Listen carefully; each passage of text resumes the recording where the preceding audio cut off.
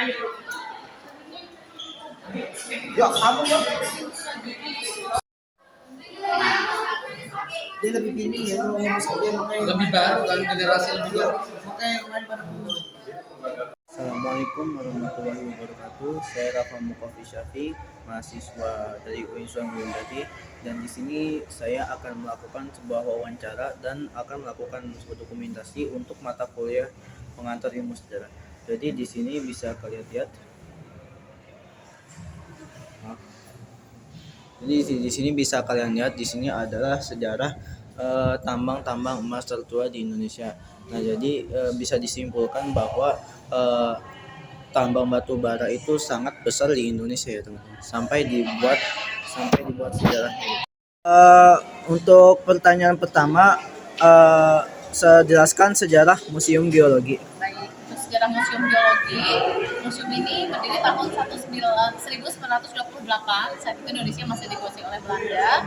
Dan kenapa dibangun gedung ini? Karena saat itu para ahli geologi yang telah aktif melakukan penelitian geologi di Indonesia sejak abad ke-15, mereka memerlukan tempat untuk mendokumentasikan, juga untuk meneliti lebih lanjut hasil-hasil penelitian geologi yang telah mereka temukan di lapangan. Oh, baik. Sehingga dibangunlah gedung ini. Untuk objek sejarah, mineral juga artefak.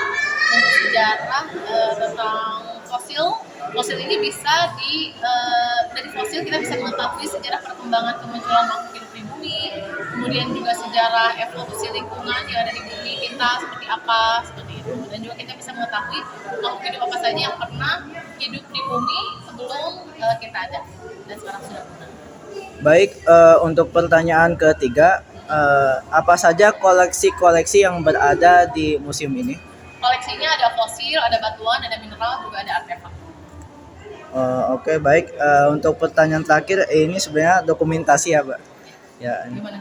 Jadi dokumentasi ini cuma merekam objek-objek yang ada di sini gitu, Pak? Ya, untuk dokumentasinya tempat ini ya, Museum Geologi juga salah satu tempat untuk mendokumentasikan hasil-hasil penelitian geologi. Jadi kami mengumpulkan hasil-hasil penelitian geologi sejak zaman Belanda hingga zaman sekarang. Dan untuk koleksinya yang kami simpan di ruang peraga ini hanya sekitar 30%-nya.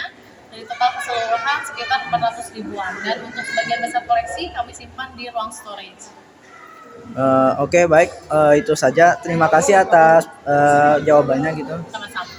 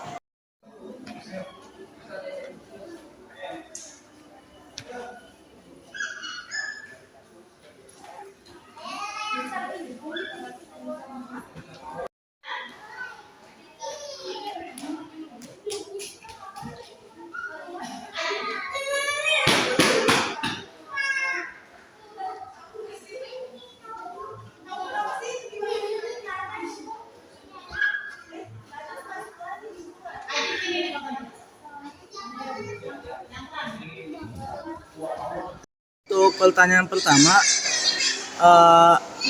bisa Bapak jelaskan tentang objek sejarah yang ada di sebelah Bapak? Ya. Ya, siap.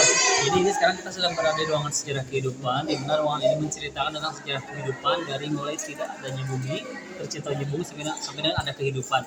Dan karena kita geologi, jadi lebih titik berat ke sejarah tentang makhluk hidupnya. Jadi bukan hasil cipta karya manusia, tapi lebih ke makhluk hidupnya. Salah satunya ada di sini.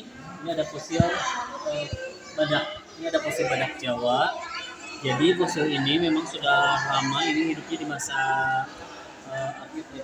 Mesozoikum ya. Mesozoikum Mesozoikum termasuk salah satu hewan purba juga yang ada di Indonesia dan di Museum Geologi pastinya. Ini saat ini salah satu koleksi fosil yang memang mohon maaf, kalau fosil yang di museum Gila itu ada yang replika, ada yang campuran juga, ada juga yang asli. Nah kalau ini termasuk yang campuran.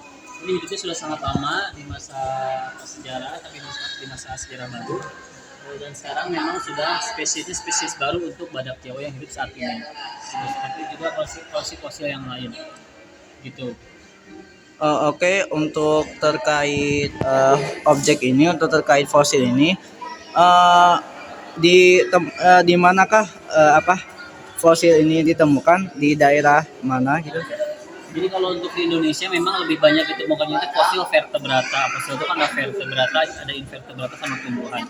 Nah di Indonesia sendiri banyak sekali ditemukan fosil vertebrata dan invertebrata. Kalau yang vertebrata seperti ini banyak ditemukan di daerah Sungai Bengawan Solo. Di daerah itu, kemudian di daerah perairan lainnya. Mungkin itu karena air itu semua itu merupakan sumber kehidupan ya. Jadi banyak sekali makhluk hidup dulu itu yang hidupannya di dekat dengan air sampai dengan dia mati kemudian terawetkan secara alami dan jadi fosil. Gitu. Jadi ini banyak sekali ditemukan di daerah-daerah yang dekat dengan saluran dengan dengan perairan atau dengan sungai. Salah satunya di daerah perairan Bengawan Solo. Oke, baik. Selanjutnya kita lanjut ke objek lain, bisa Bapak jelaskan objek yang di samping Bapak? Oke. Jadi kalau yang di sebelah sini, sebelah kanan saya, ini adalah salah satu koleksi fosil vertebrata kita juga, tapi ini kerbau. Jadi Bubalus paleokerbau. Jadi ini kerbau, sejenis kerbau, cuman kerbaunya sudah purba. Bisa dilihat dibedakan dengan kerbau saat ini dari mulai bentuk fisiknya aja, ini tanduknya panjang dan agak lurus. Kalau kerbau sekarang kan pendek dan lebih melengkung ya. Nah ini salah satu kerbau purba yang saat ini sudah tidak ada lagi spesiesnya. Kalau kerbau yang sekarang itu sudah berbeda. Tapi secara family mereka satu family, cuman lebih ke berbeda jenis gitu. Maksudnya meskipun Indonesia kerbau tapi secara kerangka sama fisika berbeda iya, gitu betul, ya? Betul. Nah, secara kerangka, secara anatomi itu sama, tapi lebih ciri khasnya yang berbeda. Kalau kerbau purba itu seperti ini, lebih panjang tanduknya dan lebih besar juga, lebih tinggi. Kalau kerbau sekarang tanduknya lebih pendek, lebih bulat, lebih sedang. Tapi secara family sama. Jadi kerbau Bubalus paleokerbau. Kemudian apa yang menyebabkan kerbau itu bisa berubah dalam jangka waktu yang panjang? Ya. Kalau dalam makhluk hidup itu ada yang disebut dengan adaptasi ya. Jadi ada yang disebut evolusi juga, yang disebut adaptasi. Jadi adaptasi itu kayak menyesuaikan keadaan dari kehidupan dulu ke kehidupan sekarang. Misalkan kerbau ini yang dulu mungkin bentuknya seperti ini ya, lebih panjang dan sebagainya, karena menyesuaikan dengan wilayah kehidupan mereka dulu. Di hutan masih luas, tidak banyak persaingan dengan makhluk hidup lain seperti halnya dengan manusia saat ini. Kalau kerbau sekarang kan wilayah hidupnya hutan sudah semakin mengecil, kemudian banyak rintangan tertentu, jadi menyesuaikan dengan anatominya, menyesuaikan dengan keadaan saat ini. Ini salah satu itu penyesuaian atau ada adaptasi, sehingga kerbau yang dahulu itu sudah tidak ada, tergantikan dengan kerbau yang baru walaupun satu family. Meskipun sudah meskipun secara kerangka tadi kata Bapak sama ya? Ya sama, karena memang mereka satu family. Walaupun satu family, kemudian karena faktor waktu sama faktor iklim, keadaan, jadi bisa berubah gitu ya? Bisa beradaptasi. Ya, contoh sederhananya kalau misalnya manusia kita aja, jangan bicara masalah manusia dulu ya. Manusia secara aja kita orang Asia misalnya pindah ke Eropa, yang dimana di Asia, di Indonesia khususnya tropikal panas ya, terus kita pindah ke misalnya ke Eropa yang lebih dingin atau ke Rusia misalnya yang lebih dingin, dia akan menyesuaikan dari paru-paru, dari dia akan menyesuaikan sesuai dengan berjalannya waktu. Tapi satu pertanyaan lagi ya, menurut Bapak kenapa kerbau jenis kerbau di Indonesia itu berbeda dengan jenis-jenis kerbau yang ada di luar? Padahal kan secara kerangka kan sama. Kenapa yang saya baca, setahu saya itu kenapa berbeda-beda gitu jenisnya gitu? Betul. Jadi itu tidak terjadi tidak hanya ke kerbau ya, ke hewan-hewan lain pun itu sama. Jadi memiliki ciri khas tersendiri di setiap daerah, setiap negara. Karena itu tadi penyesuaian dengan iklim, dengan keadaan, cuaca dan lain sebagainya, itu membuat perbedaan. Seperti halnya kerbau ini, kalau di Indonesia kerbau itu lebih kecil memang, terus lebih pendek, karena mungkin kita tropikal. Terus juga gajah juga sama. Kalau gajah itu ada gajah Asia itu ada Pas, gajah Afrika ada Loxodonta, sama ada itu perbedaan kan, gajah-gajah Asia itu Thailand, Indonesia, Malaysia itu hampir sama. anak yang lepas keluarganya. Nah itu yang membedakan itu adalah lingkungan sama cuaca, terus tempat tinggal mereka juga membedakan, bukan jenis berubah ciri khasnya pada setiap makhluk hidup itu. Oke. Baik Bapak, terima kasih ya atas segala jawabannya. Karena dengan jawaban Bapak semua pertanyaan saya atau semua objek sudah jelas gitu.